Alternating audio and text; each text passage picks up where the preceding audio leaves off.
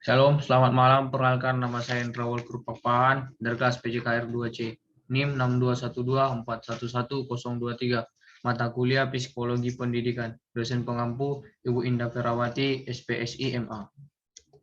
Baiklah, saya akan membahas tentang konsep-konsep dasar psikologi pendidikan. A. Pengertian psikologi pendidikan. B. Hubungan psikologi dengan pendidikan. C. Sejarah para tokoh-tokoh psikologi pendidikan. D. Kontribusi psikologi pendidikan bagi teori dan praktek pendidikan. E. Metode-metode dalam psikologi pendidikan. Yang pertama, saya akan membahas tentang pengertian psikologi pendidikan, di mana psikologi pendidikan merupakan cabang dari psikologi yang khusus mempelajari perilaku manusia dalam konteks pendidikan. Psikologi pendidikan merupakan psikologi khusus. Psikologi pendidikan merupakan psikologi terapan, diterapkan untuk memecahkan masalah-masalah psikologis dalam praktik pendidikan. B. Hubungan psikologi dengan pendidikan. Mendidik berarti membantu peserta didik agar mereka dapat berkembang secara optimal sesuai dengan tujuan pendidikan.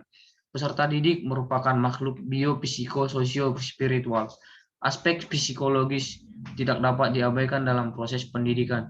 Pendidikan dilaksanakan berdasarkan landasan filosofis, psikologis, sosio-kultural, dan teknologis.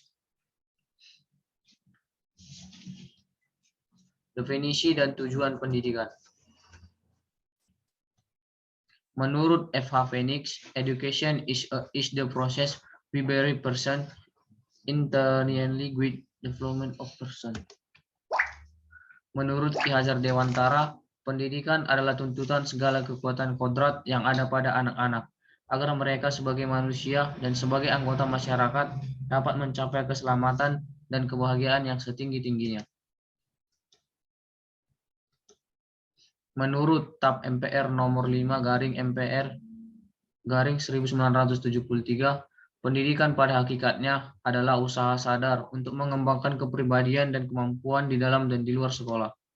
Menurut Undang-Undang Republik Indonesia nomor 2 tahun 2003, pendidikan adalah usaha sadar dan terencana untuk mewujudkan suasana belajar dan proses pembelajaran agar peserta didik secara aktif mengembangkan potensi dirinya untuk memiliki kekuatan spiritual keagamaan, pengendalian diri, kepribadian, kecerdasan, akhlak mulia, serta keterampilan yang diperlukan dirinya, masyarakat, bangsa, dan negara. Kesimpulan.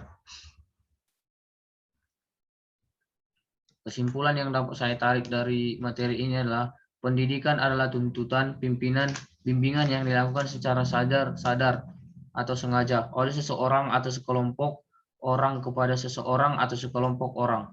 Yang kedua, tuntutan, pimpinan, dan bimbingan tersebut dilakukan dengan maksud membantu perkembangan si terdidik atau peserta didik ke arah tujuan tertentu. Kemudian bahwa kegiatan pendidikan atau interaksi pendidik dengan peserta didik dapat terjadi di dalam maupun di luar sekolah. Oke, sekian yang dapat saya presentasikan tentang psikologi pendidikan. Kurang lebihnya saya mohon maaf. Selamat malam. Shalom.